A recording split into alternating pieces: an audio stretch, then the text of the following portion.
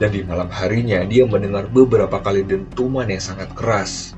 Sepertinya Gunung Semeru sedang aktif, karena pada malam-malam sebelumnya dia tidak mendengar suara sekeras itu. Dia merasakan selama tersesat yang paling berat menurut dia adalah ketika di malam hari. Malam hari bisa terasa sangat panjang, dan psikologis Tian juga sudah mulai tidak nyaman. Assalamualaikum warahmatullahi wabarakatuh. Kembali lagi di channel Bayu Erlangga. Apa kabar kalian semuanya? Semoga kalian selalu baik-baik saja dan juga selalu dalam lindungan Allah Subhanahu wa Ta'ala. Hari ini adalah kisah yang terjadi di Gunung Semeru di tahun 2006 yang dialami oleh Dian Susanto. Bagaimana Dian bisa selamat setelah 5 hari hilang seorang diri di Gunung Semeru. Tonton terus video ini hingga akhir. Jangan lupa like, share, dan juga subscribe. Nama saya Bayu. Selamat menyaksikan.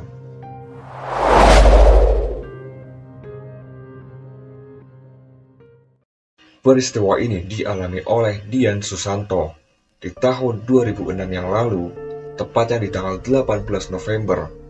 Dian dan juga seorang temannya yang bernama Windarto. Mereka berdua adalah anggota dari Mapala D3 Fakultas Ekonomi Universitas Jember. Mereka sudah merencanakan untuk melakukan pendakian ke Gunung Semeru, tepatnya di akhir liburan semester. Kemudian mereka mengajak dua orang temannya lagi, yaitu Fuad Aditya dan juga Soleh Hanafi. Di tanggal 19 November tahun 2006, di suatu pagi, mereka berempat menuju ke Lumajang menggunakan 2 buah sepeda motor. Dan di perjalanan, mereka sempat mendapatkan firasat yang tidak baik ketika salah satu motor mengalami kerusakan. Akan tetapi perasaan itu mereka buang jauh-jauh. Dari Lumajang, mereka menyempatkan untuk melengkapi logistik di Pasar Senduro. Dari pasar, mereka kemudian melanjutkan perjalanan menuju ke Ranupane sekitar jam 11 siang. Dan di Ranupane, mereka menitipkan sepeda motornya di rumah Pak Tumari. Dan di sana, rombongan Dian bertemu dengan tim Opa Janagiri yang berasal dari Yogyakarta. Rombongan Dian melewati jalur Watu Rejek, sedangkan tim Janagiri melewati jalur Ayek-Ayek. Dan di sore harinya, kedua rombongan itu bertemu kembali di Ranukumbolo. Mereka pun akhirnya berkemah di sana. Besoknya di tanggal 20 November tahun 2006, mereka pun melanjutkan perjalanan dari Ranukumbolo menuju ke Kalimati. Setelah mengambil air di Sumber Mani, mereka kembali melanjutkan pendakian menuju ke Arjopodo, lalu berkemah di sana. Di malam harinya, penyakit asma yang diidap oleh Windarto ini kambuh. Dan sialnya, obat yang biasa disemprotkan ke mulutnya saat itu sudah habis. Kondisi fisik kawan-kawan Dian juga pada saat itu kurang baik, sehingga mereka akhirnya mengurungkan niat untuk menuju ke puncak di besok harinya. Tanggal 21 November tahun 2006, sekitar jam 3 pagi, rombongan dari Janagiri yang mendirikan tenda di Kalimati sudah mulai menuju ke puncak, lalu melewati tenda dari rombongan Dian yang berada di Arjopodo. Rombongan Janagiri kemudian menawarkan bantuan oksigen, lalu mengajak rombongan Dian untuk bersama-sama menuju ke puncak Mahameru. Setelah berdiskusi, akhirnya Dian pun ikut bersama rombongan Janagiri untuk menuju ke puncak. Sementara 3 teman yang lain, temannya Dian, mereka menunggu di tenda karena kondisi mereka tidak memungkinkan untuk melanjutkan perjalanan menuju ke puncak Mahameru. Singkat cerita, sekitar jam setengah 6 pagi, sampailah Dian dan juga rombongan Janagiri di puncak Mahameru. Mereka pun sempat berfoto-foto di sana. Sementara, satu orang dari rombongan Janagiri drop staminanya. Dia pun diantarkan ke tenda Dian yang ada di Arjopodo. Dan dari sana, terdengarlah kabar bahwa teman Dian, yaitu Windarto, keadaannya semakin memburuk. Karena hal tersebut, Dian pun memutuskan untuk turun terlebih dahulu ke Arjopodo, meninggalkan teman-teman dari Janagiri yang ada di puncak untuk menemui Windarto. Akan tetapi, Dian ini terlena dengan trek turun yang jauh lebih ringan. Alhasil, dia pun terlalu mengambil jalur ke arah kanan dari jalur seharusnya yang menuju Arjopodo. Di sana dia melihat banyak pepohonan cemara. Dia terus berjalan ke bawah, mengikuti jalur aliran lahar yang dipikirnya akan menuju ke Arjopodo ataupun Kalimati. Hingga tiba-tiba, dia terpeleset dan jatuh ke dalam jurang yang tingginya sekitar 14 meter. Beruntung, Dian masih hidup. Akan tetapi kaki kirinya terluka, hingga dia pun terpaksa untuk menyeret kakinya selama dia berjalan. Dengan menahan sakit akibat luka di kaki kirinya, dia terus berjalan untuk mencari jalan keluar. Hingga sore hari, sekarang dia sudah berada di bibir jurang yang sangat dalam. Kini dia berhadapan dengan Blank 75, sebuah jurang yang terkenal banyak memakan korban jiwa di Gunung Semeru. Dan sekarang, dia sudah sadar kalau dia dalam kondisi tersesat. Sore itu cuaca mulai turun gerimis. Dian ini tidak mau terseret aliran air kalau hujan semakin deras. Jadinya, dia pun mulai menaiki sebuah punggungan dan membuat bivak ataupun tempat berlindung sederhana dari tanaman yang berada di sekitar punggungan gunung tersebut. Dan perlengkapan yang dimiliki oleh Dian pada saat itu hanyalah sebuah tas ransel kecil, kamera, botol minum, jaket, serta pakaian yang melekat di badannya. Di malam hari kondisinya sangatlah gelap, hingga dia tidak bisa melihat apa-apa. Dia juga tidak bisa membuat perapian, karena hujan masih saja mengguyur Gunung Semeru malam itu. Dan malam itu, pikiran Dian masih belum percaya kalau dia sekarang dalam kondisi tersesat. Dia berharap itu hanyalah mimpi. Perasaannya pun bercampur aduk, antara takut, sedih, cemas, belum lagi rasa takut akan serangan binatang buas. Tanggal 22 November, hari kedua survival. Di pagi harinya, Dian kembali berjalan dan mencari daerah yang lebih tinggi untuk mencari jalan keluar yang lebih aman, sekalian menghangatkan badan dengan terus berjalan. Di saat dia sudah mencapai puncak sebuah punggungan, kemudian dia pun melihat ke sekitar, dan ternyata masih banyak punggungan gunung lain yang lebih tinggi dan juga banyak sekali jurang di sana. Di siang harinya kepala Dian sudah mulai terasa pusing sekali. Dia sadar kalau dia sudah 2 hari belum makan apapun. Dia pun mulai mencari daun-daunan yang aman untuk dimakan. Beruntung bagi Dian, dia mempunyai pengetahuan tentang survival yang dia dapatkan dari organisasi Mapala di kampusnya. Jadinya dia bisa tahu mana tumbuhan yang bisa untuk dikonsumsi dan mana tumbuhan yang beracun. Selama perjalanan, dia terus memakan bunga anggrek dan juga buah arbe yang banyak dia jumpai di sana. Untuk persediaan air, Dian menggali pasir bekas hujan semalam. Dia endapkan airnya dan dimasukkan ke botol minumannya. Dia pun terus berjalan, dan hingga sore hari, dia masih belum juga menemukan jalan keluar.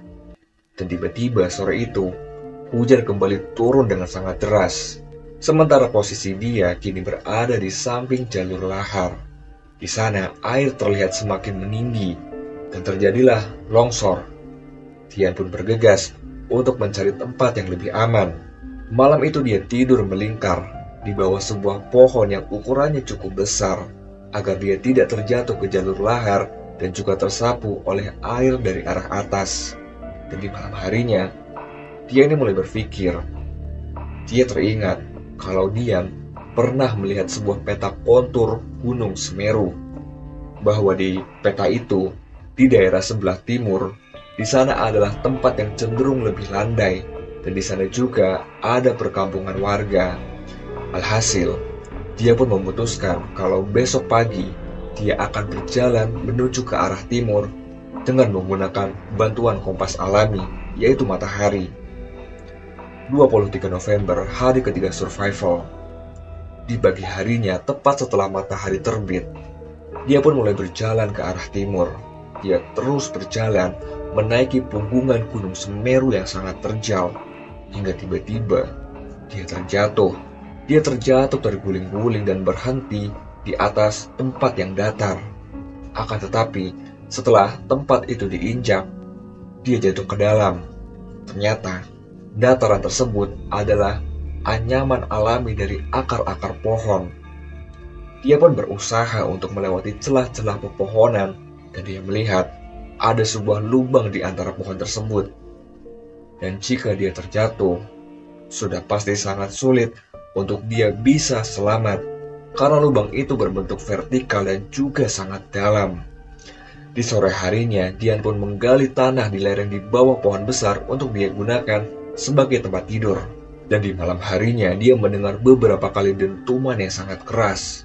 Sepertinya Gunung Semeru sedang aktif, karena pada malam-malam sebelumnya, dia tidak mendengar suara sekeras itu. Dian merasakan selama tersesat, yang paling berat menurut dia adalah ketika di malam hari.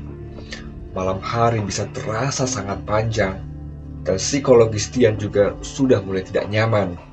Sebenarnya dia ingin sekali untuk membuat perapian, tetapi sayangnya tiap malam, Gunung Semeru selalu diguyur hujan yang cukup deras. 24 November, hari keempat survival, Dian masih terus berjalan ke arah timur. Dia sempat merasa putus asa, karena dia selalu dikepung dengan bukit-bukit yang sepertinya tidak ada ujungnya. Dan untuk menjaga psikologisnya, dia terus berusaha untuk menghibur diri. Dia terus bernyanyi dan juga berbicara dengan diri sendiri. Dia juga menciptakan teman fiktif untuk diajak bicara, agar kejiwaan dia dan juga semangat dia terus terjaga. Di sebuah punggungan gunung, dia sempat melihat kotoran binatang yang cukup besar. Dia mengira itu adalah kotoran binatang buas. Dia cepat-cepat berlari demi menghindari hal-hal yang tidak dia inginkan. Berat sekali untuk menembus hutan yang sangat lebat, yang mungkin saja belum pernah dijamah oleh manusia. Singkat cerita, di hampir menjelang malam, dia melihat ada bekas potongan pohon. Semangatnya kembali meningkat. Harapannya kembali timbul bahwa dia pasti bisa menemukan jalan keluar dan bisa keluar dari Gunung Semeru dalam keadaan hidup. Akan tetapi di sekelilingnya, dia tidak menemukan sama sekali jalanan setapak. Dan di malam harinya dia pun kembali membuat bivak yang terbuat dari bekas potongan-potongan kayu itu. Sepanjang malam, dia terus berdoa agar esok hari dia bisa menemukan jalan keluar.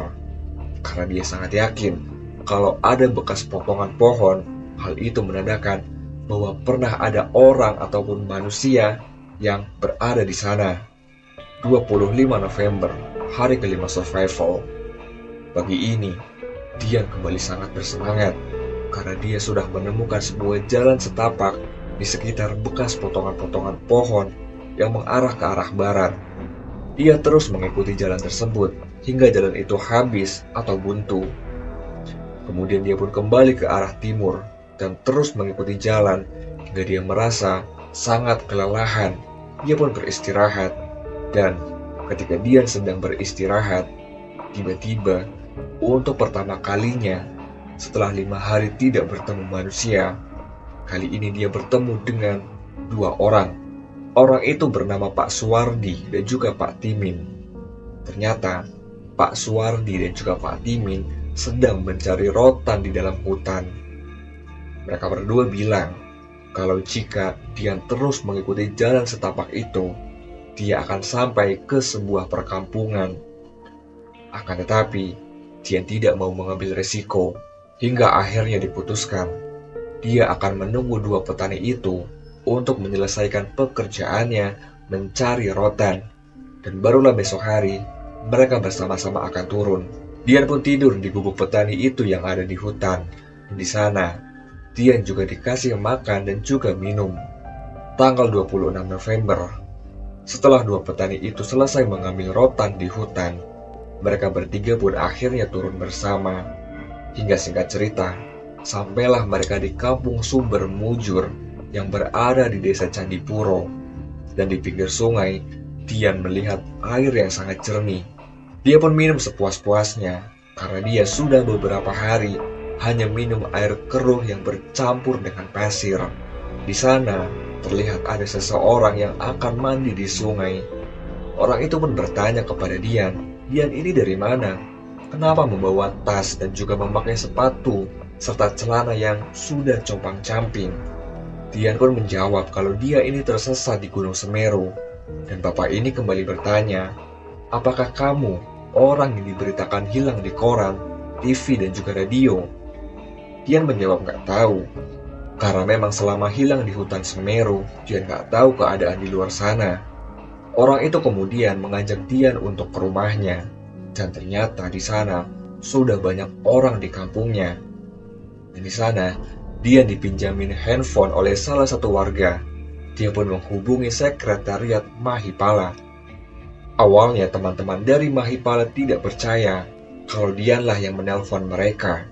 Tetapi setelah menjelaskan tentang ciri-ciri fisik dan juga pakaian yang terakhir kali Dian kenakan, akhirnya teman-teman dari Mahipala pun percaya. Lalu mereka menghubungi tim SAR yang ada di Gunung Semeru. Hingga akhirnya Dian pun dijemput oleh tim SAR gabungan dari kota Lumajang. Dirawatlah Dian di RSUD Lumajang. Kemudian dia dibawa ke sekretariat PA32. Dan singkat cerita, alhamdulillah, Dian berhasil selamat hingga pulang ke rumah. Ya, itulah sebuah pengalaman yang sungguh luar biasa yang bisa kita ambil hikmahnya dan juga ambil pelajaran yang dialami oleh Dian Susanto di Gunung Semeru. Nama saya Bayu. Assalamualaikum warahmatullahi wabarakatuh. Tetap rendah hati. Salam lestari.